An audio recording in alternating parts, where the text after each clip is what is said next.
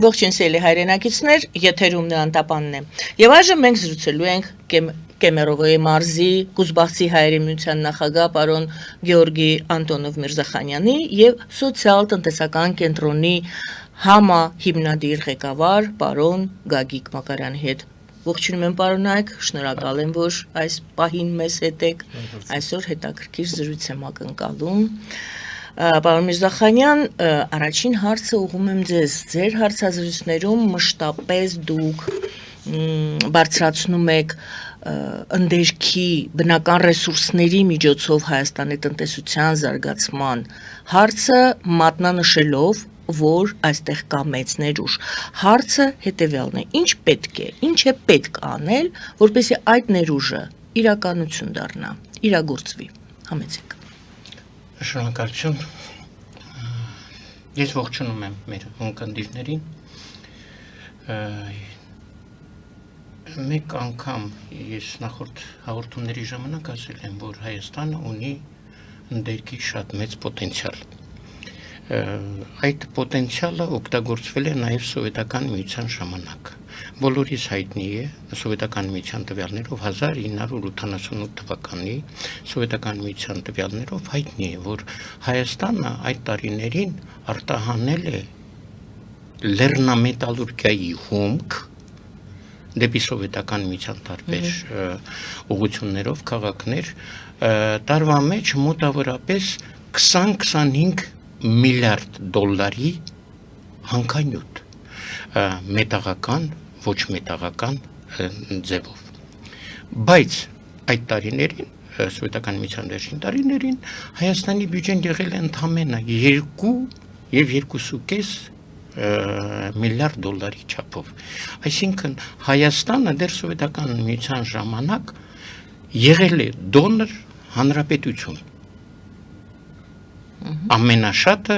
տվել է միութենական բյուջե, քան վերցրել է, 10%-ն է ընդամենը վերցրել։ Եվ երբեք այն մեղադրանքները, որ Հայաստանը եղել է Մոսկվայից կախված, տնտեսական առումով դա ճիշտ չէ։ Ելնելով դրանից այդ ռեսուրսները չեն վերացել, չեն չքվել, դրանք մեր սարերն են, մեր տարածքն է, այն ժամանակ էլ է եղել 30-31 հազար քառակուսի մետր, հիմա էլ է 29,000, համարյա 30,000 քառակուսի կիլոմետր։ Ինչն է պատճառը,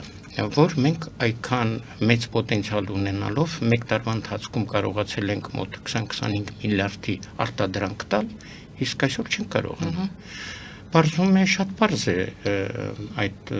բացատրությունը դրա։ Երբ որ մենք 91 թվականին փլուզվեց սովետական միությունը, Հայաստանը նույնպես ձեռք բերեց անկախություն, այդ անկախության ժամանակ մենք չկարողացանք մեր օրենքները ճիշտ ձևակերպել, որպեսզի կարողանանք մեր ռեսուրսներից օգտվենք։ Անկախության հռչակագրում գրված է, որ բնական ռեսուրսները Հայաստանի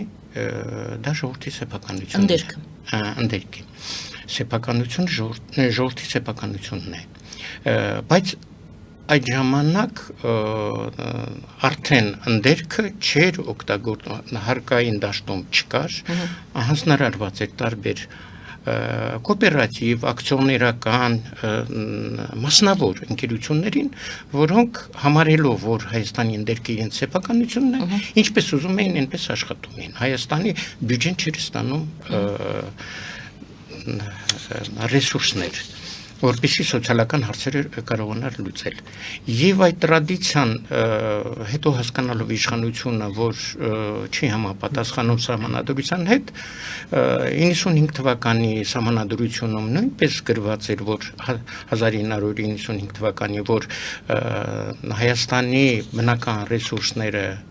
հանքերը ժողովրդի սեփականությունն են։ Հաջորդ սահմանադրությունը, երկրորդ սահմանադրությունը, երբ որ Ռոբերտ Քոչարյանի ժամանակ 2005 թվականին ընդունվեց, արդեն համապատասխանեցնելու այդ, որպեսզի համապատասխանեցնեն թալանին եւ ոչ թե ընդերքը ծառայի ժողովրդին, սահմանադրության մեջ գրվեց, որ հանքային ռեսուրսները Հայաստանի պետության սեփականությունն են։ Երրորդ սահմանադրության ժամանակ, որը Սերժ Սարգսյանի ժամանակ ընդունվեց 2015 թվականին, արդեն այդ կետը սեփականության կետը ձևակերպեց հետևյալ կերպ. ընդերքի հարստությունը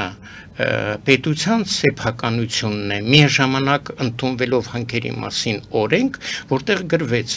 այդ սեփականությունը կառավարում է կառավարությունը։ Այսինքն առաջի սահմանադրությունով ժողովրդի սեփականություններ, երկրորդով դարավ պետությանը, երրորդով դարավ արդեն կառավարության տնօրինության տակ գտնվող։ Եվ այդ ընթացքում երբեք հարկային դաշտում լեռնամետալուրգիան չի եղել։ Այսինքն նախկին սովետական միության ժամանակի 20-25 միլիարդի արտադրանքը հանրապետության չի եղել հարկային դաշտում, այդ բոլոր մեր պրոբլեմները սոցիալական այդտեղից են գալիս։ Եվ բացի դրանից կառավարության որոշման մեջ էլի 15 թվականի գրված է բացի հանքերի մասին օրենքի, որ կառավարությունը հանձնարարում է լիցենզիաները, հանքային ռեսուրսների բաշխումը իրեն մասնաճյուղ վարչություններին, կոմիտեներին, որպեսզի նրանք կառավարեն։ Այսինքն ավելի ցածր մակարդակի չինովնիկներին միաժամանակ այդ ընթացքում երբեք չի եղել վերահսկող որևէ կազմակերպություն հանք արդյունաբերության բնագավառում պետության կողմից։ Եվ այսպես ասած, երբ որ համատարած եղել է թալան, այդ հիմնական ռեսուրսի հանրապետության, պետության, ժողովրդի, դա եղել է նրանից, որ չի եղել հսկողություն, ոչ մի հսկողություն եւ վերահսկողություն։ Առաջի հերթին մենք պիտի վերականգնենք, այնպես անենք, որ մտնի հարկային դաշտ։ Իհարկե, եթե կարելի է, այդ կետից կշարունակենք, որ պետք է մտնի հարկային դաշտ, հետ են գնում, դուք ասում եք, չի եղել երբևիցե հարկային դաշտում։ Չի Բացում եք ինչ է նշանակում չի եղել, եթե մանր մունր, այո, դուք ասում եք կոռուպցիա է եղել, թե ինչ է եղել, վերահսկողություն չի եղել, մենք չգիտենք ինչ է եղել, ինչ որ ձևով գործարկվել է դա, բայց չի մտել, այսինքն ստվերում է հայտնվել։ Ինչ է նշանակում չի եղել հարկային դաշտում, չի մտել բյուջե։ Սովետական միության փլուզումից հետո համատարած կոոպերատիվներ, մասնավոր ձեռնարկություններ, ակցիոներական ընկերություններ էին ստեղծվում եւ բոլոր պետական ձեռնարկությունները անցնելով պրիվատիզացիա, սեփականաշնորհում դարան տարբեր տեսակի սեփական կազմակերպություններ, ակցիոներ։ Այդպես գուցե այդպես է մտել բյուջե, թե ոչ, այդպես էլ չի մտել, որտեղ ակցիոներական ընկերությունները այդ ժամանակ բոլոր պետականները մասնավոր անձիկ, մասնավոր կազմակերպությունը ստանալով այդ ակցիաները իրենց հիմնարկությունները ձևակերպում են offshore գոտիներում։ Offshore գոտիներում դու չես կարող վերահսկել ինչքան արտադրանք։ Այսինքն սա առաջին թեմա է մեր այսօրվա զրույցից, որ մենք դուրս ենք բերում եւ մատնանշում ենք, որ համապատասխան մարմինները զբաղվեն այդ հարցով։ Տեղյակ են, թե տեղյակ չեն համապատասխան մարմինները։ Շնորհակալություն։ Ուրեմն հարկային դաշտ լեռնամետալուրգիան մտավ 18 թվականից հետո, որը ժամանակ մի քանի անգամ հարց բարձրացնելով իշխանության առջև, դեռ Քերոբյանի ժամանակ, երբ որ նախարար էր, հանդիպելով երկու նախարարների հետ, անմիջապես կառավարությունը հասկացավ, որ այդպես մեծ գումարների աղբյուր է սոցիալական հարցերը լուծելու համար, շատ արագ 20 թվականի, եթե չեմ սխալվում, փետրվարին արդեն առաջի անգամ մտավ հարկային դաշտ։ Այսօրվա իշխանությունը առաջին անգամ լեռնամետալուրգիան մցրեց առաջին։ Ինչ ձևով։ Ինչ ձևով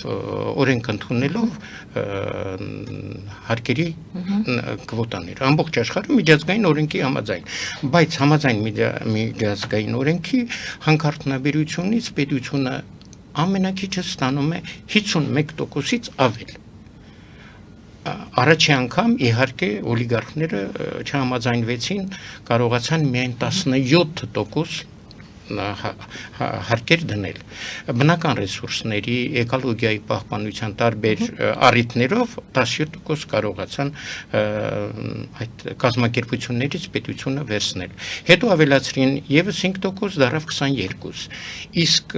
մեկ տարի առաջ հիշում եք երբ որ կառավարությունը եւս մեկ անգամ բարձրացրեց որ ուզում էր հարկերը բարձրացնել մինչեւ 35% էր ուզում բարձրացնել քաջարանի այդ գործադուլները հիշում եք մետալուրգիական ձեռնարկությունների դա կապված էր դրա հետ որ հարկերը օլիգարխները չէին ուզում որ բարձրացնեին իսկ ասեմ համաշխարհային պրակտիկան ինչպես է հանքարդյունաբերության մեջ աշխատող բոլոր ձեռնարկություններին չի թույլատրվում որպեսզի լինեն գրանցում ունենան օֆշորային գոտիներում հանքարդյունաբերության մեջ աշխատող ձեռնարկությունները լինի սեփական լինի պետական պիտի պարտադիր գրանցում ունենան պետության ներսում Հայաստանում կա այդպիսի սահմանափակում Հայաստանում չկա Այդ այսինքն շարունակում են հա Պարոն Մակարյան դուք ինչ կասեք այս հարցում Ուրեմն պատմական իներցիայով այդ շարունակվում է այո եւ միջև հիմա օրինակ որ նույնիսկ արտահանման ցուցանիշները նայում ենք թե որ երկիր է արտահանվել այդ երկիրը շղթայի վերջը չի Այսինքն հաճախ ինչ որ մի X երկիր է արտահանվում, որտեղից հետո կորում է հետքը, թե ուր են գնում, այսինքն բացի օֆշորում գրանցված լինելը մի մասը, բայց նաև մատակարարների սպառողների մասին մենք չգիտենք։ Այսինքն մենք չենք տիրապետում, թե համաշխարհային շուկայում Հայաստանի հանքարդյունաբերական արտադրանքը հատկապես որ երկրներն են վերջնում։ Մենք գիտենք, որ ասենք եթե ոսկին արտահանվում է Շվեյցարիա կամ ասենք թե Բուլղարիա կամ մոլիբդենը գնում է էլի ասենք թե ինչ-որ եվրոպական երկիր եւ այլն, բայց դրանք վերջին սպառողը չեն։ Եվ այդ միջնորդությունները, որոնք ճանապարհին մեծ գումարներ են աշխատում։ Մեզ մոտ ինչ է ստացվում։ Հիմնականում Հայաստանը վաճառում է հումքային ձևով, չվերամշակված կամ չնչին վերամշակված։ Այսինքն մեր հանքարդյունաբերությունը աշխատում է առանց ավելացված արժեքի ստեղծման մոդելի։ Հիմնականում հումքային ձևով եւ իհարկե մենք պարտենում ենք որ ասում ենք աշխարհի ասենք թե տասնյակի մեջ է Հայաստանը օրինակ մոլիբդենի, ֆերոմոլիբդենի մասով 6-րդ տեղն է ընդամենը 7600-8000 տոննա ասենք տարեկան եւ այլն, բայց դրանք որ նայում ենք թե ՄԱԿ-ի կողմից սահմանված այդ եռանկյունու մեջ տնտեսություն, բնապահպանություն եւ սոցիալական խնդիրներ Ինչպես են դրանք ներդաշնակեցված, դրանք ներդաշնակեցված չեն։ Հայաստանը միջև հիմա հանքարդյունաբերությունը հանդիսանում է բնապահպանական բեռ հաճախ, այսինքն բեռը ավելանում է հանքարդյունաբերության ավելացման զարգացման հետ, այսինքն տեխնոլոգիաները հին են, բնապահպանական վնասները շատ են, բացի դրանից էլ թափոնները ահռելի շատ են։ Ինչու, որովհետև երբ որ այդ լիցենզիաները տրվում են կամ պետության վերահսկողությունը թույլ է Միշտ շահագործողները օգտվում են դրանից, որ ինչքան կարելի է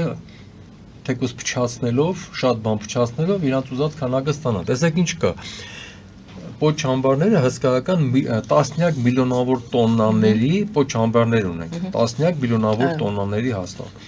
Այդ պոչ ամբարները շատ հարուստ են, շատ տարբեր մետաղներով, ոչ միայն բուն մետաղով, այլ նաև հարակից այլ մետաղներով, ասենք սելեն, ռենիում կամ այլ հազվագյուտ մետաղներ կամ ոսկի, արտադ, ցինկ եւ այլն։ Բայց օրենքը նաև այնպեսին է, պարոն Միրզախանյանը այդ մասը ավելի խորը կասի, որ լիցենզիայով դու հանքարդյունաբերությունը շահագործում ես, բայց արդեն ստեղծված պոչամբարը թափոնը հանդիսանում է ընկերության սեփականությունը, այլևս պետության սեփականությունը չի։ Այսինքն պետությունը թույլ վերահսկելով, էժան լիցենզիաներով թույլ է տալիս հանքը շահագործել, շահագործողը մի օգուտ ստանում է արտադրանքը ստանալուց հետո որ վաճառում է, բայց երկրորդ օգուտը նա կուտակում է տարիներով այդ պոչամբարներում, որտեղ հսկայական հարստություն կա։ Իսկ դա վերահսկվում է։ Եվ դա չի վերահսկվում, միայն բնապահպանության առումով վերահսկվում է, որ ասենք ծածկում են պոչամբարը վերահսկում են, հարկայինով։ Հարկայինով արդեն չէ, ինքը գնում է որպես պոչամբար եւ այդտեղ հետագայում որ կարող այդ ռեսուրսը որպես երկրորդ ռեսուրս օգտագործի արդեն ձեռնարկությունը կամ սեփականատերը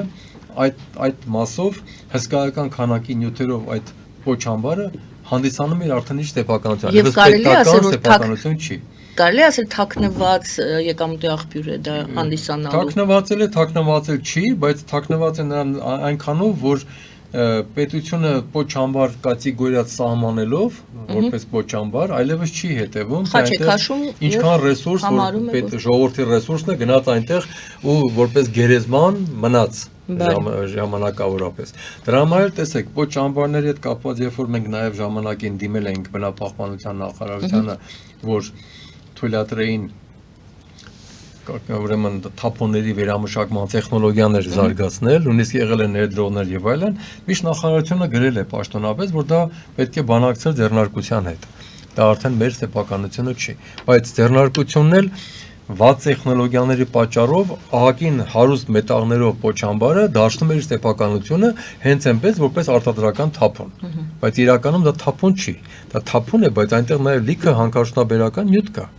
Լիքը ռեսուրս։ Այսինքն դուք այստեղ բարձրացնում եք մի քանի հարց, որից նաև մեկը այն է, որ պետությունը պետք է այնուամենայնիվ այդ հարցն էլ կարողանա եւ վերահսկի եւ օգուտ բերի պետությանը։ Բյուջեին։ Միանգամից առաջանցնելով ասեմ, որ պետությունը նաև պետք է լինի շահագրգռված պրոգրեսիվ հարկային մեխանիզմներով, թե այլ մեխանիզմներով շահագրգռի ավելացված արժեք ստեղծելը։ Այսինքն օրինակ, եթե հիմա արտանում են հումքային ձևով ինչ որ հարկեր են վճարում, այդ հարկերը կարող է պետք է բարձրացվի, որ ձեռնարկություն լինի շահագրգռված ավելացված արժեք ստեղծել, այսինքն վերամշակել ավելի խորը։ Եվ վերամշակման արդյունքում նաև փոչամբարում այդքան չի գնա կուտակվի թափոնի անվան տակ հարստություն, որը ժողովրդի հարստությունն է։ Ես ուզում եմ դա նշել, պարոն Միրզախյանը, միտքը շարունակել, որ ժողովրդի հարստության մի մասը փոչամբարի անվան տակ գտնվում է գերեզմանոցում։ Փոչամբար գերեզմանոցում։ Եվ դա արդեն դուրս է մնացել հսկողությունից։ Ընդհանրապես բնապահպանությունը հետևում է, որ փոչամբարները թաղվեն, ծածկվեն եւ այլն, բայց տասնյակ միլիոնավոր տոննաներ են դրանք եւ այնտեղ պատկերացրեք ինչքան նյութեր կան։ Շնորհակալություն, շարունակում ենք պարոն Միրզախանյան, հարցներ ինչու չի եղել հարկային դաշտում։ Մենք այդ հարցը բարձրացրեցինք, հիմա հետ են գալիս ձեր կետին, այնտեղ որտեղ ես ձեզ ընդհատեցի, կանգնացրեցի։ Հիմա դուք ասում եք օրենքների միջոցով կարելի է սա վերադարձնել հարկային դաշտ կամ արդեն ինչ որ ձևով ավելի թափանցիկ դարձնել այս աշխատանքը, այս գործարկումը, հանքարդյունաբերության գործունեությունը, այո։ Այո։ Ուրեմն դրա համար առաջերտին ինչ է պետք անել եւ ասում եմ մենք այն ազգն ենք, որ երբեք երջանկություն չենք ունեցել, բայց դժբախտությունը մեզ միշտ հուշել է, թե ինչպես պետք է վարվել, որպեսզի գոյատևել։ Եվ ռուսերեն ասում են «на Бог надеюсь», ой, ինչպես Нет худа без добра. Нет, не было счастья, да несчастье помогло. Ну это ли. Ահա, ուրեմն այստեղ բախտի բերմամբ թե պատահմամբ վերջապես այսօրվա կառավարությունը հայտարարեց օֆիցիալ, որ պարտադիր սահմանադրությունը եկող տարի պիտի փոխի։ Իմ կարծիքն է, որպեսզի մտնենք հարկային դաշտ եւ վերջապես մեր ժողովրդին մասնակից դարձնենք մեր երկրի ծաղկմանը, հաճեցմանը, որտեղ մենք տաղանդավոր ժողովուրդ ենք եւ միշտ մեր զարգացումը եղել է առաջերտին մեր մտավոր պոտենցիալի, մեր ժողովրդի ունակությունների հաշվին սահմանադրության մեջ պարտադիր այս նոր սահմանադրությունը, որը ինձ թվում է կընդունվի, մեր ժողովուրդը պիտի համաձայնի միայն այն դեպքում, եթե այս հանքարդյունաբերության վերաբերյալ կետը լինի Հայաստանի ընդերքի պարունակության սեփականատերը հայ ժողովուրդն է։ Իշխանությունները կգնան այդ քայլին, այդ հետադարձ քայլին։ Ամենամեծ իշխանությունը ժողովուրդն է։ Ժողովրդի ձեռքին է քվեարկությունը։ Ժողովուրդը պետք է պահանջի։ Ժողովուրդն է գնալու քվեարկի, առանց ժողովրդի քվեարկության ոչ ոք չի կարող հայտարարել իրենց սեփականությունը կառավարության, պետության կամ ինչ որ մեկի։ Եվ դրա համար ես ասեցի այս կարելի ասել դժբախտությունը մեզ կօգնի, որպեսզի երջանկություն գա մեր ժողովրդի վրա, ժողովուրդը տեր դառնա իրեն հարստությանը։ Բայց դա մի շարք եթերներով է պայմանավորված, ճիշտ է։ Առաջերտին ժողովրդի կամքից։ եւ Եթե ժողովուրդը կամենա, եթե ժողովուրդը գիտակցի, եթե ժողովուրդը իմանա, իսկ մենք այսօր գրեթե իրազեկում ենք ժողովրդին իր հնարավոր իրավունքի, ոչ, իր կորսված իրավունքի մասին։ Շնորհակալություն դուք արդեն ասեցիք այն ես ինչ ուզում եի ասել, այդ միտքը մեր բոլոր սմիները, ինչպես ենք լրատվական միջոցները պիտի հասցնեն մեր ժողովրդին, որ բախտ է վիճակվել վերջապես, որ հայ ժողովուրդը կարողանա տիրապետի իր ճակատագրին, իրեն հարստությունը վերցնի իրեն։ Բարի, Ես կոչ եմ անում, որ ժողովուրդը հետամուտ լինի։ Հաջորդը եկեք այս պահին գովազդային դադարի դուրս գանք եւ շարունակենք մեր զրույցը, ինչ պետք է անի պետությունը,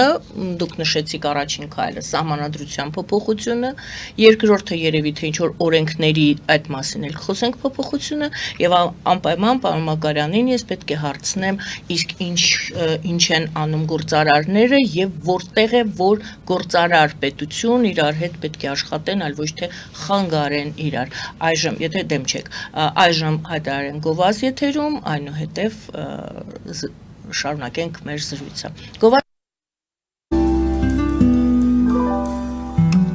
Ֆելիչե ժամանակակից ատամնաբուժական կլինիկա։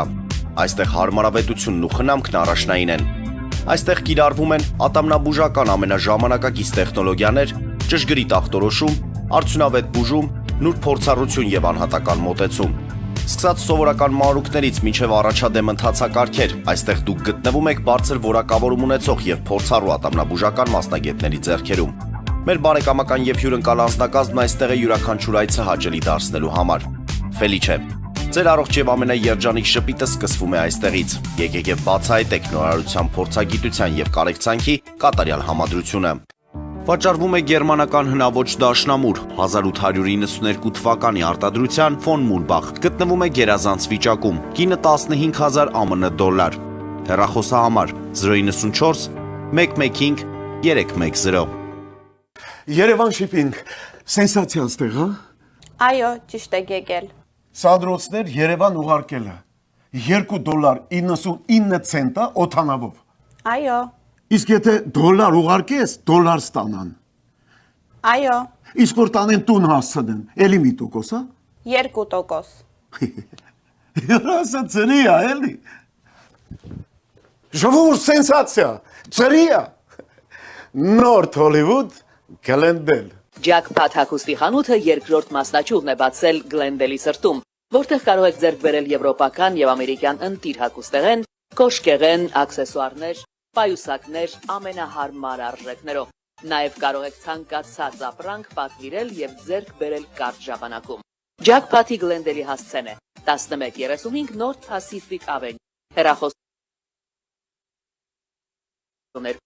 Ջակփաթ հագուստի լավագույն կենտրոնը Գլենդելում։ 60-ից ավելի ճանաչված եվրոպական բրենդների ինքնատիպ, չկրկնվող եւ մատչելի ընտրանին Fortuna Home and Country House խանութ սրահում։ Նորավոճ սպասք եւ կահույք հորեկա բնագավառի համար, տեքստիլ, տնտեսական ապրանքներ, ամեն ինչ գեղեցիկ կյանքի համար։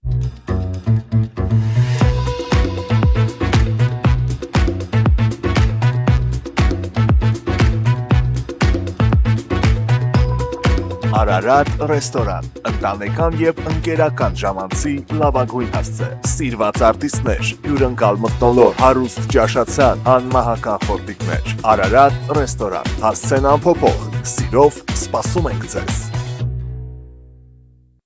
Լավագույն պաղպաղակ, բնական, համեղ եւ մատչելի գներով պաղպաղակը կարող եք ձեռք բերել բոլոր հայկական խանութներում։ Պահանջեք հայկական պաղպաղակ, Թամարա պաղպաղակ։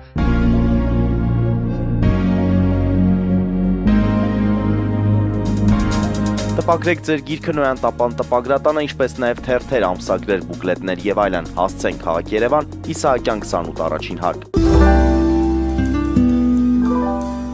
Կգան որպես ամփոփ։ Հիշեցնեմ, որ մենք զրուցում ենք պարոն Անտոնով Միրզախանյանի եւ պարոն Գագիկ Մակարյանի հետ։ Եվ այսպես պարոնայք մենք հասանք այն պահին, թե այն կետին, թե ինչ պետք է անի պետությունը, որպեսզի ձեր ասած այդ ներուժը չմսխվի, չթալանվի, չկորցվի, չգիտեմ ինչ անի, այլ նպաստի Հայաստանի Հանրապետության զարգացմանը։ Ինչ պետք է անի պետությունը եւ պարոն Մակարյանին էլ կխնդրեմ գործարարների, քանի որ բազում տարիներ աշխատում է գործարարների հետ, գործարարները ինչ օգուտ կարող են ստանալ, թափանցիկ օգուտի մասին է խոսքը։ Այս օրենքներից պետության հետ համագործակցելով, համեցեք։ Շնորհակալություն։ Երկրորդ միջոցառումը, որ մեր պետությունը, Հայաստանի պետությունը այսօրվա իշխանությունը պիտի անի, դա նաև որ բացի մտնելով հարկային դաշտից համապատասխան այս սահմանադրությունում կետ մտցնելու, ամբողջ աշխարհը լեռնամետալուրգիայում ամբողջ աշխարհի օլիգարխները, մագնատները աշխատում են համապատասխան միջազգային արտադրանքի բաժանման օրենքի, որն է այդ օրենքի հիմնական բովանդակությունը այն է, որ հանքարդյունաբերության մեջ որ երկրի ցանքերը վերցնում են պարտադիր 51%-ից ավելին այդ հանքի արժեքի տերը լինում է այդ պետությունը, որտեղից արտահանվում է։ Ահա, շատ ժամանակ մինչև 70% այդ արժեքը ստացվող արժեքի 70%-ը պետությունն է լինում։ Այդ սկզբունքով է աշխատում նաև Ռուսաստանը, ես Ռուսաստանի օրենքի հիման վրա գիտեմ։ Այդ օրենքը բոլոր պետությունները, նույնիսկ Ռուսաստանը ունի այդ օրենքը, երկար տարիներ աշխատում են դրանով, որը թույլ է տալի, որպեսզի թեկուզ հանքանյութել արտահանում են, արդեն ասեցինք ոչ աշորային գոտիով, այլ ուղիղ, արդեն հարկային դաշտով դաշտի մեջ մտած մեծ գումարներ բերել բյուջե։ Հայաստանում այդ օրենքը ես արդեն երրորդ անգամն է կրկնում եմ, այդ օրենքին ոչ ոք ուշադրություն չի դարձնում, Հայաստանը համաձայն միջազգային օրենքների այդ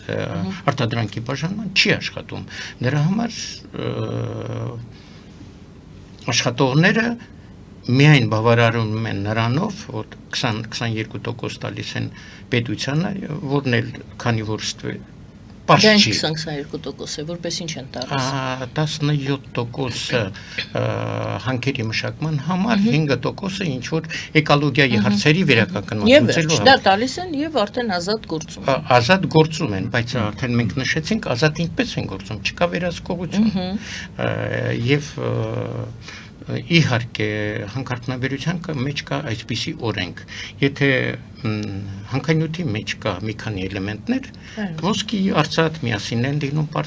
պարտադիր, ցինկ, պղինձ, ալյումինի, սովորաբար լիցենզիա տալիս են մեկ էլեմենտին։ Ենթադրենք մեր մոտ կամ մոլիբդենի լիցենզիա են տալի, կամ ոսկու լիցենզիա են տալի, կամ պղնձի լիցենզիա են տալի։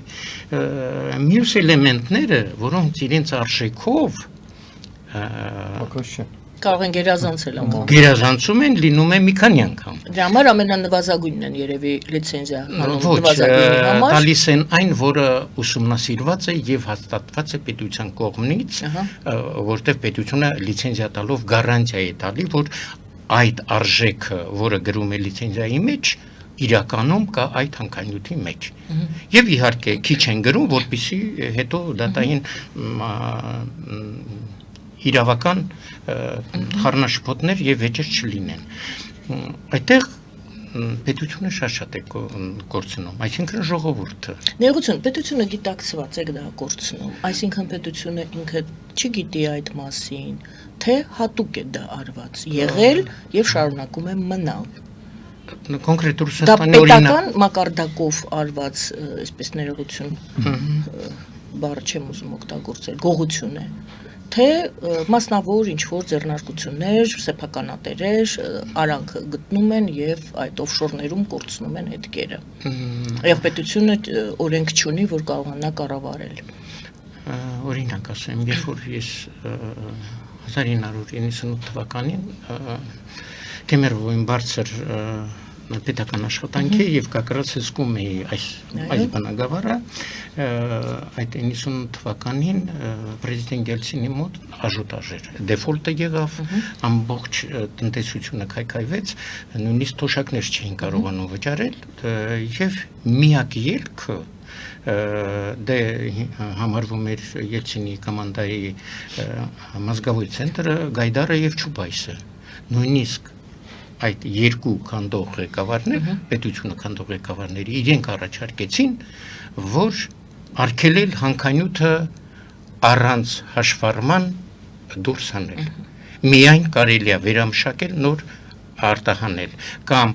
հանքանյութի մեջ եղած թանկարժեք գունավոր մետաղների պարունակության արժեքը մուծել մինչև տամոժնյա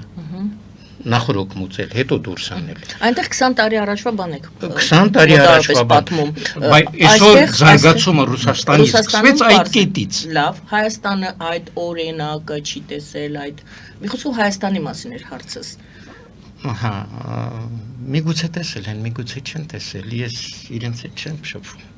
Բայց օրինակ, գոնե պարզ այդ օրինակը իրենց Այո, հայտնի է, չի կարող հայտնի չլինել, որտեվ իրենք բոլոր օրենք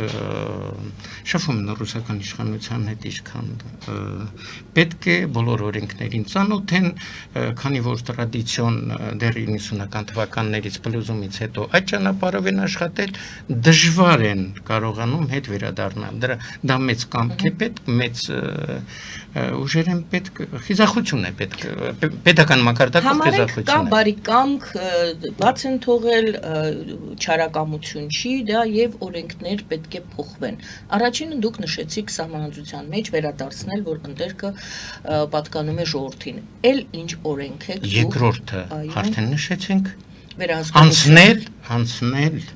Ասեք։ Աշխատանքը ձևակերպել համապատասխան համաշխարհային արտադրանքի բաժանման օրենքի։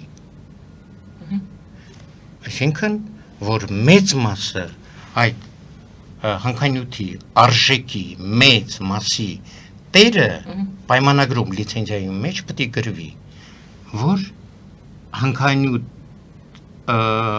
արտահանող պետության սեփականությունն է, պետությունն էլ ժողովուրդն է, ժողովրդի սեփականությունն է, ում լիցենզիա են տալի, այդ լիցենզիայի տերը չէ, լիցենզիայի իրավունք ունեցողը, լիցենզիան դա հանքերի հետ աշխատելու իրավունք է, դա սեփականության հասկացություն չի, սեփականության, հանքերի սեփականության տերը մնում է ժողովուրդը, պետությունը եւ ուրիշ ոչ մեկը սեփականատեր չի կարող լինել։ Սա երկրորդ կետն է, պարոն Մակարյան, ինչ եք կարծում, գործարարներին սա դուր չի գա, կընդդիմանան այսպիսի կետին։ Ես ասեմ, որ շարունակելով իմ կարծիքով գլոբալ առումով նաև Հայաստանում պետք է փոխել հանքարդյունաբերության զարգացման ռազմավարությունը։ Այդ ռազմավարությունը այսպես կոտրատված կիսատ վիճակ է, որից նաև օգտվում են եւ պաշտոնյաները, եւ գործատուները, եւ ասենք թե պոտենցիալ ներդրողները, որովհետեւ եթե ռազմավարությունը այնպիսին է, որից բխող գործիքները, օրենքները, որոշումները կամ վերահսկողության մեխանիզմները կատարյալ չեն լինում, կամ ռազմավարությունը չկա եւ դա լողոզված պատկեր է ստեղծում, ձեր նաեւ հարցին պաշտոնյաներից շատերը չեն էլ ցանկանում տեսնել, ինչու, որտեղ երբ որ իրենք տեսան, իրենք պետք է ըստ իրենց պատասխանատվության գործողություն կատարեն։ Բայց շատ պաշտոնյաներ ներկայումս, ներկայիս կառավարության իրավիճակում խուսափում են ավելորդ պատասխանատվությունից եւ մոտիվացիա է դրսեւորելուց, որովհետեւ հաճախ դրա համար նույնիսկ կարող իրենք պատժվեն։ Այսինքն այն ինչ որ արդեն նաեւ կառավարությունը սկսել աստու ճանապարհ տեսնել, հասկանալ եւ խոսում է դրա մասին, եւ նախկին ժամանակներից եկող պետական պաշտոնյա չի նշանակում, որ եթե ինքը այդ պաշտոնը գրավում է, ինքը ուրեմն ամեն ինչը հասկանում է, ամեն ինչը տեսնում է կամ ամեն ինչը իրագործում է։ Այստեղ ուրեմն այս խնդիրը նաև կա։ Հետևաբար ռազմավարությունից նաև պետք է գալ, ու այստեղ պետք է դրվեն մի քանի կարևոր պահանջներ։ Առաջինը, որ եթե ձեռնարկությունը ստանում է լիցենզիան տվյալ տեսակի, ասենք մետաղական հանքի վերաբերյալ, բայց մենք գիտենք, որ այնտեղ կան նաև այլ հարակից նյութեր բավականին եւ դրա համար ինքը լիցենզիա չի ստանում։ Ու դրանք գնում լցվում են պոչամբար, որտեղ դրանք չեն մշակվում։ Պետությունը պետք է իր սեփականության իրավունքը վերանայի նաև պոչամբարի նկատմամբ, որտեղ եթե քո տեխնոլոգիան թերի է, որ դու ընդհանրապես մի մետաղ ես շահագործում, իսկ մետաղները տանում լցնում ես ուղղակի գերեզմանոց, դա չի նշանակում, որ դա քոնն է դառնում։ Քոնը չպիտի դառնա, բայց դարձրել են միջև հիմա։ Միջև հիմա այդ պոչամբարները արդեն ձեռնարկությունների սեփականությունն են, այդ հարստություններով։ Հետևաբար շատ կարևոր է այստեղ նաև, որ ես նկատել եմ պոտենցիալ ներդրողները նույն Լիդիանի նաև դեպքում հաճախ այդ էքսպերտիզան լիարժեք իրականացնել տեսանկյունից պետությունը համապատասխան ռեսուրսներ չունի եւ կամ էլ խուսափում է ներգրավել համապատասխան ռեսուրսներ ներսից կամ դրսից։ Այսինքն լիցենզիան տալուց առաջ պետք է լավ հասկանալ ում հետ գործ ունես, ինչ փորձ ունի, ինչ տեխնոլոգիա ունի եւ այլն, շահագործում է կոպիտ վայրագ ձևով, թե շահագործելու է ժամանակակից տեխնոլոգիաների պայմաններում։ Եվ այստեղ շատ կարևոր է նաև կադրային խնդիրը։ Հայաստանի ակադեմիական ինստիտուտները, հետազոտական ինստիտուտները եւ բուհերը նաև իրենց կրթական համակարգով առանձնապես չեն նպաստում հանքարդյունաբերության զարգացմանը, որտեղ չգիտես ինչու մոռացվել է այդ կտորը, գիտական մասը։ Մենք անդադ հավատում ենք ինչ-որ մեկի տեխնոլոգիային կամ ինչ-որ մեկը գալիս է հայտարարում է, ասում է ես էսպես եմ անելու եւ այլն, դեռ ոչինչ չի արել, կարող ուրիշ երկրում էլ չի արել, առաջի անգամ մեզ մոտ է անում, բայց մենք չգիտես ինչու ենք հավատալ, որ հա, ուրեմն երևի այդպես է լինելու, բայց դա այդպես չի։ Հետևաբար այս ռազմավարության մի մասը պետք է լինի գիտության զարգացումը, որտեղ Հայաստանը եթե նախկին ժամանակներում պարոն Միրզախյանը քան անգամ դրա մասին խոսել է, նշել է, որ Հայաստանը շատ հարուստ է տրիլիոնների հասնող բնական ռեսուրսներով, բայց զարմանալի է, որ այդ ռեսուրսների շահագործման, ուսումնասիրության ինստիտուտը, փորձագիտական ինստիտուտը համարյա զարգացած չի։ Այսինքն մենք գիտական մասով ահավոր հետամնաց ենք։ Եվ դրա համար մենք նայում ենք ինչ որ գործարարի կամ ինչ որ ներդրողի ձեռքերին, թե որ կգա, ինչ կբերի, ինչքան գումար կբերի կամ ինչքան կշաղակրատի գեղեցիկ բառերով այս ամբողջի համար։ Հետևաբար Եվ որ ասում եք գործատուին դուր չի գա, բնականաբար դուր չի գա, բայց այստեղ նաև խնդիր այն է, որ մենք գնում ենք նրան Հայաստանում, որ ձեռնարկատիրական մշակույթը պետք է բարելավի։ Կապ չունի դա դուր կգա, թե դուր չի գա։ Ձեռնարկատիրական մշակույթը պիտի բարելավի օրենքների միջոցով առաջինը, երկրորդը տեսչական ստուգումների միջոցով, համապատասխան որակի, համապատասխան մակարդակի, եւ երրորդը հասարակության, քաղաքացիական հասարակության ակտիվության շնորհիվ, որոնք ինստիտուտները, որոնք օպոնենտային նշանակություն ունեն, որոնք վերահսկում են կամ դիտում են եւ փորձում են լավացնել իրավիճակները։ Երբ որ Հայաստանում ներդրումներ են գալիս եւ տեսեք մեր հանքարդյունաբերական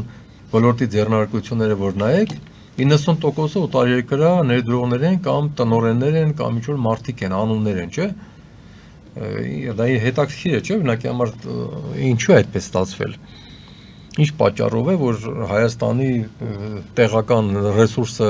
ներուժը չի օգտագործվել, ձեռնարկատիրական կամ գիտական, ու մեկ էլ հանգարց ինչ-որ մարդիկ են եկել դրսից, հատկապես այս ոլորտում այդպես չգիտես ինչու ստացվել։ Դա պատահական չի եղել, չէ՞, այդ բոլորը։ Հետևաբար դուք երևի պետք է պատասխանեք նաև ինչու է այդպես։ Այո, որովհետև հենց այդ օտարերկրյա քաղաքացու կամ ձեռնարկության միջոցով ներդրումը բերելը, դել է ձեռնտու, օֆշորում գրանցելը եղել է ձեռնտու, ուրեմն տվյալ պետության սիրաշահելու համար տվյալ ասենք ձեռնարկության կամ քաղաքացու բերելը եղել է ձեռնտու։ Այսինքն մենք այսպես ոչ թե դիվերսիֆիկացված մոդել են կիրառել, այլ ես չգիտեմ այս մոդելի անունը ինչ դնենք, այլ մի հատ այսպես կոպիտ ասած այլասերված մոդել է, որը որ իհարկե վերջին տարիներին փորձում են խորանալ այդ լիցենզիաների բաների մեջ, թույլտվությունների կամ վերահսկողության մեջ, բայց միևնույն է այդտեղ անելիք շատ կա։ Եվ եւս մի խնդիր կա։ Որովհետև չկա ռազմավարություն եւ այդ ռազմավարությունից բխող օրենքների Այո, եւ եւս մի խնդիր կա։ Տեսեք, պետությունը սահմանադրորեն ասում է ստանձնել եմ, ես եմ պետությանն է պատկանում, պետական մարմիններն էլ արդեն վերջին բաներում կամ օրենքում գրած է, որ իրանք են որոշում վերահսկում, բայց այսօր երբ որ թույլտվությունները տալիս են հանքերի շահագործման, հետո այդ ներդրողին ուղարկում են, որ համայնքում ժողով կազմակերպի եւ համայնքի հետ քննարկի ու համայնքը կարող է դեմ լինել, չթույլատրել այդ հանքի շահագործումը, լինում են կռիվներ, պայքարներ, ծեծկռտոց եւ այլ երևույթներ, չէ՞։ Ինչ է ստացվում։ Պետությունը պետական ռեգիստրով գրանցում է ձեռնարկություն, որտեղ կոդ է տալիս, որտեղ ասում են որն է հիմնական գործունեության տեսակից մեկը նշի, ասենք թե հանքարդյունաբերություն։ Տվեց լիցենզիան, պետությունը փողը վերցրեց լիցենզիան վաճառեց, հետո այսպես բրախում է կոպիտ ասած, գնա համայնքի հետ լեզու գտա, թե հետո ինչ է լինելու։ Այսինքն ստեղի շղթան լիարժեք չի։ Եթե դու որպես պետություն ես արդեն տերը հանդիսանում, այլ ոչ թե ժողովուրդը, ուրեմն որպես պետություն էլ հետևի միջև վերջ, որ այդ գործողությունը կատարվի։ Պետության Վերահսկողությունը ապահովի եւ ճանապարհ բացարա։ Իսկ եթե ժողովրդին է պատկանում, այդ դեպքում արդեն ինչու ես դու ինչ որ միտեղ մխրճվել, մյուս տեղում արդեն դու չկաս։ Բայց սովորաբար պետությունը ձգտում է վերահսկողության, ձգտում է ավելի շատ ծածկներ ունենալու։ Դե այստեղ նաեւ տեսչական ստուգումների որակը խնդիր կա։ Դուք տեսնում եք, որ չնայած տեսչական մարմինների խորհուրդ, տեսչական մարմիններ միավորվեցին, կրճատվեցին կամ անդադ պետեր են փոխվում ինչ որ տեսչական մարմինների մենք տեսնում ենք հատկապես այն ամենացավոտ, բայց միևնույն է տեսչական մարմինների ինստիտուտը զարգանալու լուրջ դեռ կարիք ունի։ Եվ տեսչական մարմիններն են, որ պիտի հորդորեն գործատուին, որ դուք ասում եք գործատուն ինչպես, որ գործատուն օրենքը իմանա եւ օգտագործի։ Նույնը սննդի անվտանգության ոլորտում, նույնը հանքարդյունաբերության եւ այլն։ Պետք է շահ ունենա, շահավետ լինի օրենքը։ Այո, բայց տեսեք, քանի որ պետական մարմինները, բայց քանի որ նաեւ պետական մարմինները, գերատեսչությունները, որոնք որ պատասխանատու են, ասենք օրինակ տարածքային կառավարման նախարարությունը, բնապահպանության նախարարությունը եւ էկոնոմիկայի, չէ՞, երեք հիմնական նախարարություններ, հաճախ նաեւ գիտելիքների պակասը եւ փորձի պակասը պաշտոնյաների թույլ չի տալիս, որ իրենք լիարժեք կարողանան գնահատել սոցիալական, տնտեսական եւ բնապահպանական խնդիրները եւ կարողանան հավասարակշռություն ապահովել այդ երևույթների մեջ։ Մեզ մոտ միջև հիմա հանքարդյունաբերությունը բեռ է եղել բնապահպանության վրա եւ նաեւ ապագա սերունդների տեսանկյունից։ Համ հումքն ենք փչացրել, համ էկոլոգիան ենք փչացրել։ Տնտեսական մասը եղել է թույլ։ Սոցիալական մասը մի քիչ, ասենք, որոշ չափով այո կամ ոչ, կապված թե ինչքան աշխատատեղ ենք ստեղծել կամ ինչ բան պայմաններ, բայց նաև շատ կարևոր է աշխատանքի անվտանգությունը, գազերի, ջերմության, ծանրության պայմաններում աշխատանքային պայմանները որքանում է եղել արժանապատիվ եւ այլն եւ այլն։ Այսինքն տեսեք, այս ոլորտում հսկայական խնդիր կա եւ ես ուզում եմ եւս մի բան նշել, որ պետությունը որպես այս բոլորը սովորի եւ կարողանա ճիշտ անել, որտեղ իր համար դժվար է։ Անպայման պետք է միջազգային հանքարդյունաբերական ծրագրերի հետ փորձել ինտեգրվել, փորձել համագործակցել կոնֆերանսների, գիտական, ուրեմն նորույթների, ուսումնասիրությունների, միջազգային փորձի ուսումնասիրության շնորհիվ։ Կանաչ էկոնոմիկան նաեւ պետք է մտնի հանքարդյունաբերություն, որը հիմնականում երկու նպատակ ունի՝ էներգախնայողությունը եւ ջրի խնայողությունը։ Հանքարդյունաբերությունը այն ոլորտն է, որ էներգատար է եւ ջրատար է իր մշակման process-ներով եւ ահռելի քանակներ է կորում։ Եվ այստեղ նաեւ ռեկուլտիվացիայի խնդիրը պետք է նաեւ բարձրացնեմ, երբ որ հանքերը վերջացնում են շահագործել, այս մոտ հաճախ այդպես անտեր թողնվում են, հետո ՄԱԿ-ի ասենք բնապահպանական ծրագրերով ինչ որ գրանտներ կամ ինչ որ գումարներ է ստանում պետությունը, փորձում է թաղել, գերեզման սարքել, այգի հիմնել, ինչ որ մի բան անել եւ այլն, չէ՞, բայց այստեղ որ ասում եք տնտեսարողները նաեւ ինչ կարող են անել, այստեղ մյուս ճյուղերի տնտեսարողների նաեւ պետք է ներքաշել, ինչ առումով։ Այսօր մենք արևային կայաններ են կառուցում դաշտերում, հաճախ դաշտային հողերը փչացնելով, գաղտնիք չի, չէ՞։ Ականայ տեսնում ենք հեկտարներով, բայց այդ պոչամբարները կամ այդ արդեն չօգտագործվող հանքի տարածքի ռեկուլտիվացիան կարող է դառնալ նաև արևային էներգետիկ կայանների ստեղծման լավ վայր։ Օրինակներից մեկը բերեց։ Լավ վայր։ Ինչպես կարելի է օգտագործել, այո։ Կարող է նաև գյուղատնտեսության համար, անտառատնտեսության եւ այլ բան։ Այսինքն ոչ թե միայն մենք խոսենք հանքարդյունաբերության մեջ ներառված ձեռնարկատերերի դերակատարության մասին, այլ նաև մյուս ձեռնարկատերերը մյուս ճյուղերի պետք է գան։ Եվ Բայց դրա այդ համար ամեն ինչը պետք է կարգավորի իհարկե, եւ այդ ռազմավարությունը, որ ես ասում եի, պետք է նաև լինի հիմնված ներքին կարիքների վրա։ Հանքարդյունաբերությունը, տեսեք, մեզ մոտ երկու ճյուղ կա, որ չի սպասարկում տնտեսությանը։ Հանքարդյունաբերությունն է, իհարկե շինանյութերի մասը հանեն, քարերյավելը, որը շատ լավ օգտագործվում է տեղական արդյունաբերության մեջ։ Մետաղական, հազվագյուտ մետաղների մնացածի մասը արտահանվում է, ինքը տնտեսական մյուս ճյուղերի զարգացմանը չի նպաստում։ Երկրորդ ոլորտը տեղեկատվական տեխնոլոգիաներն են, որ էլի աշխատում է դրսի համար։ Երկու ճյուղ աշխատում է դրսի համար։ Կարևորագույն ճյուղեր։ Այո։ Պարոն Անտոնով Միրզախանյան, շարունակում ենք։ Դուք խնդիրը դնում եք, մենք հետո բացում ենք։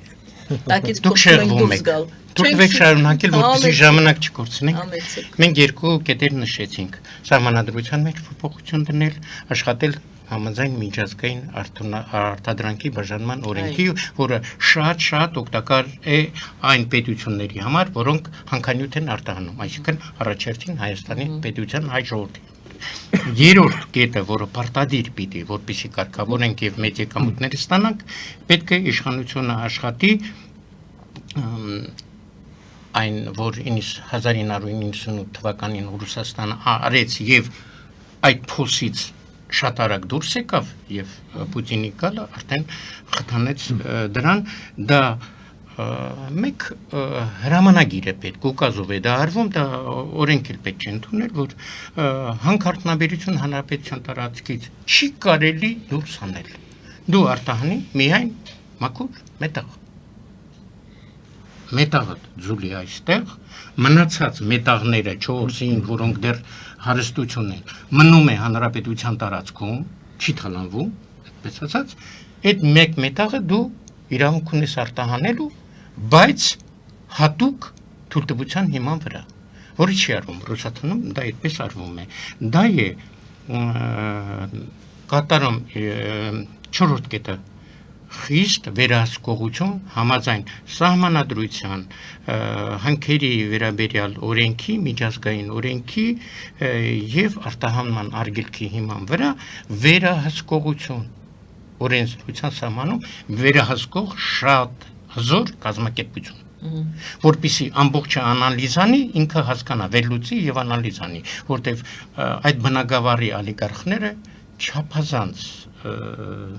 այդպես խորամանկ են, նրանք կարողանում են ծածկել,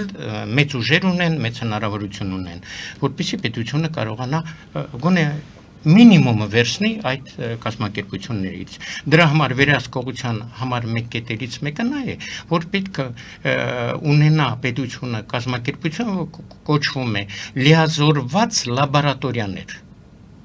Լիազորված լաբորատորիաներ այս բնակավարի, որոնք անալիզ են անում ամեն մի վագոնի, ամեն մի պարտիայի արտահանման կամ ինչ-որ պարզ մետաղի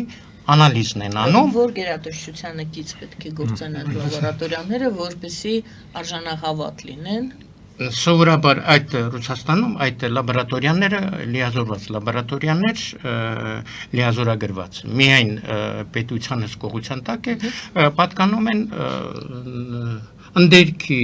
եւ էկոլոգիայի նախարարության ամենակարևոր օղակները։ Մեզ մոտ ով որ լիցենզիան տալիս է, երևի նայել պետք է անի։ Շատ ճիշտ ասեց պարոն Մակարյանը, մեր մոտ պետությունը հավատում է արտադրող հանքանյութը հանող կազմակերպության ներքին լաբորատորիային, որը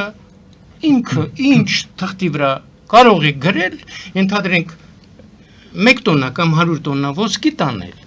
գրել 1 տոննա տարա կոնցենտրատ տարա, որպեսզի արժանահավատ լինի լաբորատորիայի արդյունքը։ Պետք է պետական հսկողության լաբորատորիա լինի։ Այսինքն դա էլ պետք է ներդրվի։ Դուք պարտադիր։ շարք Նոր նոր ստեղծվի։ Արագ ուզում եմ ասել, թե քանի որ պրակտիկական ինչպես է միջազգային լաբորատորիա ներկայացություն կարելի է հիմնել Հայաստանում։ միջազգային դա էլ պետք է վճարվի, չէ՞։ Իհարկե։ Լիազորված լաբորատորիան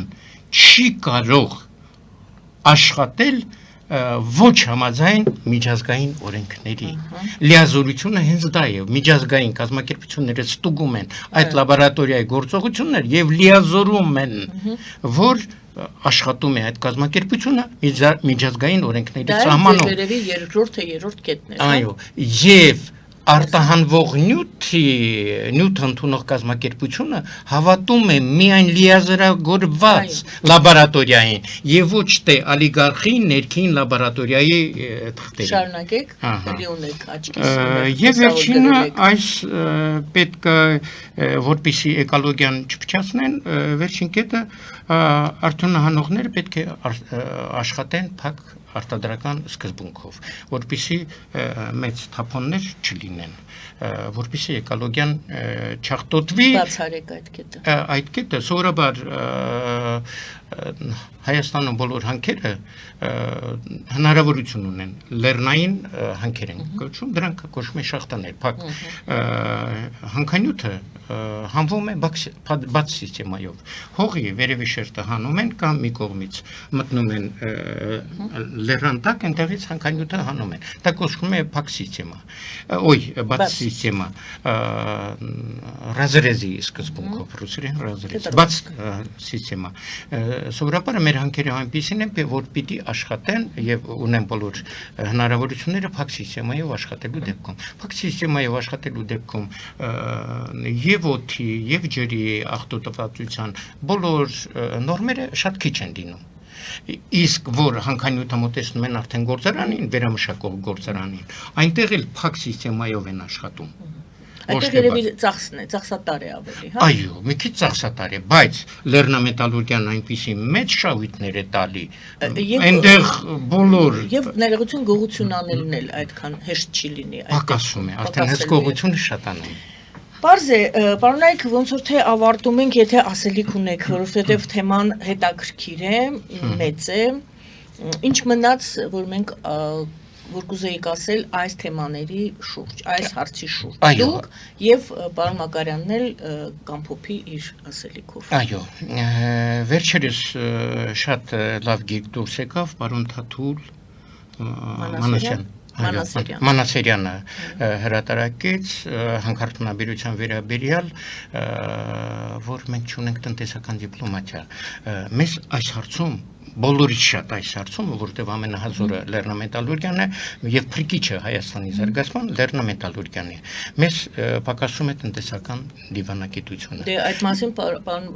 Մակարյանը խոսեց կարծես թե։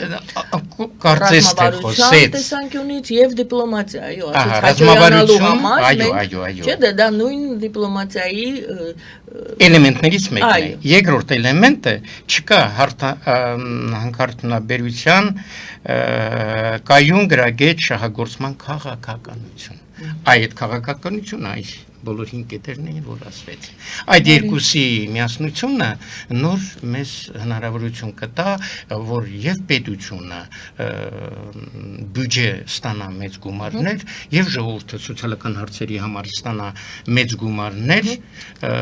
եթե ժամանակը ես երկու թիվ ասեմ։ Համեցեք իհարկե։ Պարոն Մակարյանը արդեն նշեց, որ մեր Հայաստանի հանքարդյունաբերության աշխարհները սարսափելի մեծ են։ Օրինակ բերեմ, այս տվյալները միջազգային առևտրի կազմակերպության, միջազգային բանկի եւ միջազգային վալյուտնի ֆոնդի տվյալներն են 23 թվականի։ Ուրեմն ընդունված է, արդեն ամփոփված է, որ ամենաշատ հանքային ռեսուրսներ ունի Ռուսաստանը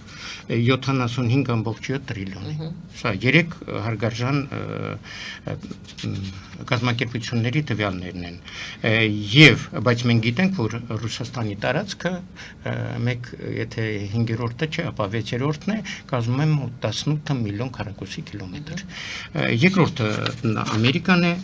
երրորդը Սաուդյան Արաբիան է, չորրորդը Կանադան է, 5-ը Իրանն է, 6-ը Կիտայն է եւ այդպես 10-ը այդպիսի հզոր կազմակերպություններ։ Վերջինի ասենք 10-րդը դա համարվում է Վենեսուելան, որի ամբողջ տարածքի հանքարդյունաբերության ռեսուրսները, պաշարները կազմում են 14.3 տրիլիոն։ Եվ իր տարածքը 10 միլիոնից ավել քառակուսի կիլոմետր։ Բայց մենք այսօր Հայաստանում դեռ սովետական միության տարածք ժամանակ կատարված անալիզի գունավոր մետաղական հանքերի պաշարների ունենք 4.5-ից 6 տրիլիոնի արժեք։ 4.5-ից 6 դոլար։ միլիարդ դոլար, տրիլիոն դոլարի պաշար ունենք, ինչու վերջինը վերցրեցի Վենեսուելան, և ոչ մետաղականների 4.5 տրիլիոն դոլար, արդեն 10-ից ավել դոլար։ Այսօր 21-րդ դարում բոլորս գիտենք Ռիտկազիմենի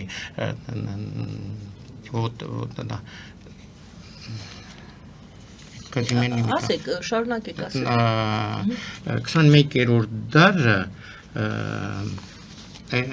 Ռիտկազիմենի մետաղների դար է, այդ էլեմենտներով, որը սովետական միության ժամանակ չի ուսումնասիրել, հիմա ուսումնասիրում է, հատկապես մեր ամլուսարը այդ կատեգորիայի տակ է ընկնում, մենք ունենք այդ Ռիտկազիմենի մետաղների հազվագյուտ մետաղների և էլեմենտների պաշարներ մոտավորապես 5 տրիլիոնի և հատուկ ուշադրությունը մեր հանրապետության վրա այս 30,000 քառակուսի կիլոմետրի վրա նրա համար է, որ 30,000 քառակուսի կիլոմետրի վրա մենք ունենք հազվագյուտ մետաղների այդպիսի մեծ պաշարներ։ Բոլոր Ռիտկազիմենի հազվագյուտ մետաղների 17 էլեմենտներից 7-ը մեծ արտոնաբերական պաշար գտնվում է մեր երկրում։ Մոտավորապես մեր 30,000 քառակուսու հարստությունը վերջին 10-րդն էր 14 քանիս մենք ավելի շատ պաշարներ ունենք, քան աշխարհի համար 10-րդ հզոր Բայց մենք չենք հայտնվել այդ ցուցակներում, հա։ Մենք չենք կարող հայտնվել, որովհետև մենք չենք բացահայտել դա, մենք չենք մշակում դա, մենք չենք ստանում։ Այս պաշարները, որոնք դրված է, դրանք բաց է։ Իսկ մեր ամեն ինչը փակ է, թալանի տակ է։ Դրա համար ասում եմ, թե միջազգային մենք հանքարդյունաբերության հետ ավելի լավ ինտեգրվենք նաև գիտահետազոտական մասերով, այս ցուցանիշները արդեն կդառնան համաշխարհային նաև հասանելի ցուցանիշ։ Բացի ժամանակ գողանալը դժվար է։ Եվ նվազագույնը ձևակերպում ասեմ, եւ կմտնեն հարկային դաշտ։ Եվ հարկային դաշտ եւ միջազգային առումով կունենան մեծ հեղինակություն։ Շնորհակալ եմ, պարոնեք, պարոն Մակարյան ասելիք ունեք, եթե Շատ կարճ ուղղակի, ժամանակը որ սուղ է։ Առաջինը, որ նաև մեր բոլոր ամբողջ ասածների հիման վրա պետք է լինի ոլորտի նկատմամբ թափանցիկություն։ Ես դա կատեգորիկ ասում եմ, որ դա պետք է ապահովի բոլոր օրենքների, վերահսկողությունների եւ այլ մեխանիզմների միջոցով։ Երկրորդը, հանքարդյունաբերությունը մինչև հիմա մենք փորձել ենք ինքնուրույն շահագործել տարբեր ներդրողների, անվանտակ կամ օֆշորների եւ այլն։ Ես կարծում եմ, որ քանի որ գրավչությունը կա եւ շատ երկրներ կարող է ախորժակով են նայում Հայաստանի հանքարդյունաբերական պաշարներին, ապա ճիշտ եմ համարում, որ նաեւ տարբեր պետությունների հետ գործընկերային մեխանիզմներ դրվեն, հանուն նաեւ պետության անվտանգության, Հայաստանի անվտանգության շահերը սպասարկելու համար։ Այսինքն մենք նաև դուրս գանք նեղ լիցենզիաների մեխանիզմից, նաև գնանք պետությունների հետ գործընկերային մեխանիզմների, որի պարագայում մենք նաև կստեղծենք ավելի դիվերսիֆիկացված համագործակցություն, ավելի մեծ տեսանելիություն, ավելի բարձր մշակույթ, ավելի տեխնոլոգիական առաջադիմություն եւ ամենակարևորը անվտանգություն։ Թե չէ մենք հաճախ ուրիշի աչքի փուշնենք, որ մենք ունենք, իրենք չունեն։ Այդ հարստությունները։ Շատ շնորհակալ եմ, պարոնեք։ Համեցեք, ասեք։ Շատ ներողություն, շարունակեմ, դա միջազգային օրենքներով կոչվում է այսպես, լինել պետություն եւ միջազգային կազմակերպության հետ ստեղծում են ակցիոներական կազմակերպություններ, մեծ մասը պետության սեփականություն եւ պետությունը մասնակցում է հանքարդյունաբերությանը, այլ վերահսկողությունը արդեն պետք չի ինքն է դերը արդեն հսկողում է ինքը եւ ինվեստորը, որը դրսից գալիս է իրականում ներդրում է կատարում, երկուսն էլ գոհ ստանում են իրենց բաժինները եւ բաժանվում են։ Իսկ հանքարդյունաբերությունը դառնա պետական սիստեմա որպես ստրատեգիական արտոնաբերության ուղղություն, ամենակարևոր ուղղությունը։ Պարոն Մակարյան, դուք վաղուց վանից եք վերահսկում, այսպես ասած, այս տնտեսական անցուդարձը Հայաստանի, այսպես ասեմ, բազմաթիվ խորհուրդներ այսօր հնչեցին։ Ձեր հորետեսությունը կամ լավատեսությունը այս հարցում գոնե 1%-ը այն հարցերի, որոնք այսօր բարձրացվեցին, ուշադրության կենտրոնում կգտնվեն իշխանությունների 1 եւ երկրորդը ինչ որ մի քայլ կանի պետությունը այս ուղղությամբ, թե սա մենք ասեցինք եւ անցավ գնաց։ Այո, քանի որ մենք հիմա հետաքրքիր ժամանակաշրջանում ենք գտնվում։ Ես նկատնում եմ եւ խաղաղության գնացող գործընթացները եւ տրիպ ծրագրի իրականացումը, բայց նկատի ունեի ավելի շատ գալիք ընտրությունները եւ բոլոր կուսակցությունները բնականաբար խոստումներով պետք է լցնեն հիմա ուրեմն դաշտը եւ փորձեն իրազեկել, գովաբանել իրենց ծրագրերը եւ այլն եւ այլն։ Սա նաեւ շատ լավ առիթ է, մրցակցային իմաստով լավ առիթ է, որ տարբեր կուսակցություններ իրենց ընտրական ծրագրերում խելքին մոտ արդարացի, ճիշտ ուրեմն տեսակետներ արտահայտեն եւ փորձեն դրանով լսելի դարձնել եւ ժողովրդի համար խնդիրները եւ իրենք ժողովրդի կողմից ընտրվելու որոշակի հնարավորություններ զարգացնեն, բայց ամենակարևորը նա երբ որ ապագայում կձևավորեն պարլամենտ եւ կառավարություն, կարողանան իրագործել։ Այդ տեսակետից ես ձեր հարցը այսպես կպատասխանեի։ Երկու նախադասություն։ Արդեն ես շատ լավատեսորեն եմ նայում մեր իշխանությունները, Հայաստանի այսօր իշխանությունը հաստատ այս մեր հարցերը կվերցնի նավարուժենի, հա, կօգտագործի գոնե իգիտություն։ Հա, եւ այստեղ հնչած կետերից մեկը արդեն 2 ամիս առաջ եղավ սիմպոզիում Ծաղկաձորում այս լեռնամետալուրգիայի վերաբերյալ եւ վարչապետը եւ երկու նախարարներ հայտարարեցին, որ պարոն Մակարյանը ասեց, որ համաձայնությունները ներդրողների լիցենզիայի տալու ժամանակ պետությունը վերցնում է իրեն վրա։ Այդ որպեսզի ժողովրդի հետ միջաբանություններ չնեն։ Ինձ թվում է իշխանությունը թեկուզ այսօրվա լսում է։ Ուրախ եմ, որ դուք այդքան մեծ վստահություն ունեք իշխանությունների հանդեպ։ Կցանկանայինք, որ իսկապես իրագործվեր։ Դուք ասացիք զինվել, հա, նավառուժին, ոչ միայն գիտություն առնեն, այլ նաև գործողության մեջ։ Շնորհակալ եմ շատ այսօրվա զրույցի համար, շնորհակալ եմ ձեր կատարած աշխատանքի համար։ Շնորհակալություն սիրելի հայրենակիցներ, Կուզբասի մարզի Կեմերովոյի մարզի Կուզբասի հայերի միության նախագահ Գյորգի Անտոնով Միրզախանյանի հետ էինք զրուցում եւ սոցիալ-տնտեսական զարգացման կենտրոնի համահիմնադիր ղեկավար Գագիկ Մակարյանի հետ զրույցը վարում էի ես Գայանե Արաքելյանս։ Բարին ձեզ։